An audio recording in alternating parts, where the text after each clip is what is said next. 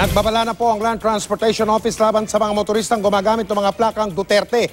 Yun po yung mga letrang DU, tapos may number 30. Pabor din daw ang LTO na tanggalin ang pribileyo ng plakang 8, yung numerong 8 ng mga kongresista. Nakatutok si Ivan Mayrina, buti nga.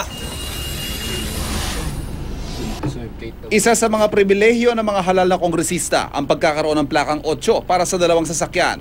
Sa 289 na kongresistang bubuo sa Kamara sa pagbubukas ng 17th Congress, nangangahulugang halos 600 sasakyan ang mabibigyan ng plakang 8. Pero si Congressman Toby Tiangco nais ipatanggal ang pribilehyong ito.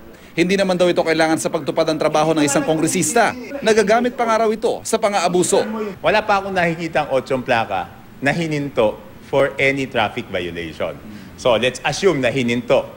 Pag nagpakilala yun na ako si congressman ganito, pero hindi naman pala siya congressman, malalaman ba ng traffic enforcer yun? Kayo po, mag-aalangan ba kayong magsita pag 8 ang plaka? Hindi naman po sir, lalo na po't may violation. Dapat lang po, lalo na po't naka-uniforme po tayo.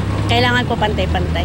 Ang bagong hepe ng Land Transportation Office pabor tanggalin ang mga special plate o protocol plates. Maliban na lang sa mga piling-piling personalidad tulad ng Chief Justice, Senate President, House Speaker, Vice Presidente at ang Pangulo.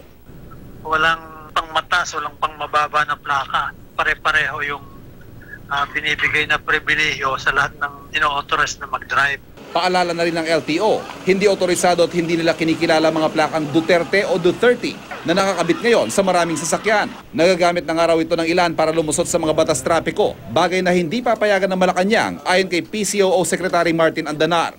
Nanawagan nga Malacanang na ipadala sa kanila mga litrato ng mga sasakyan may ganitong plaka.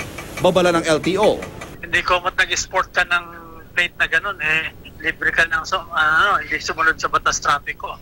Definitely, hindi pwede yon. Maglalabas ang abiso sa mga motorista ang LTO sa mga susunod na araw para magbigay babala sa mga gumagamit nito. Ivan Mayrina, Nakatutok, 24 Oras.